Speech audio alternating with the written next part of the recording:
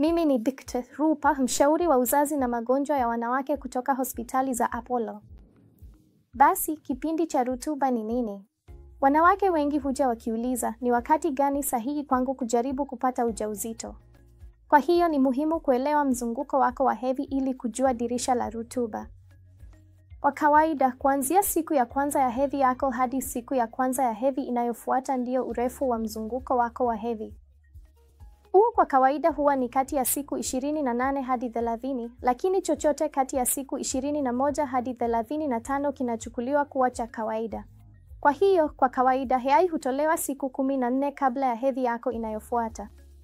Maisha ya yai ni takriban saa 12 hadi 48 na ya mbegu za kiume ni takriban siku 3 hadi 5. Kwa hiyo, ukihesabu siku, basi siku 5 kabla ya kutoa yai hadi siku ya kutoa yai na siku 1 au 2 baada ya kutoa yai ndizo siku nzuri ambapo uwezekano wa kupata mimba ni mkubwa.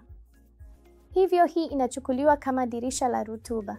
Kwa wastani, kama urefu wa mzunguko ni takriban siku 28, basi kuanzia siku ya 10 hadi siku ya 16 au 17 ni dirisha la rutuba.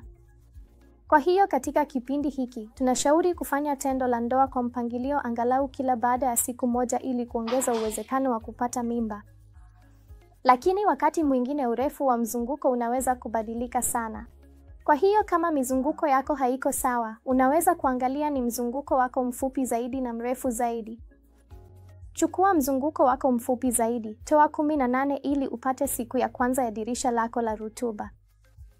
Chukua mzunguko wako mrefu zaidi na toa 11 ili upate siku ya mwisho ya dirisha lako la rutuba. Lakini tena, tarehe ya ovulesheni inaweza kubadilika. Inaweza isiwe siku ya 12 au 14 kila wakati.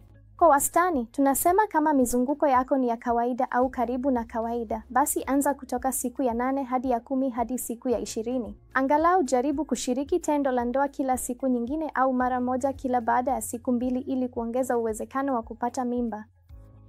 Lakini kama mizunguko yako haiko sawa kabisa na inabadilika sana, basi unaweza kumshirikisha daktari wako ili akusaidie kufuatilia ovulesheni yako na kupanga tendo la ndoa kwa wakati unaofaa.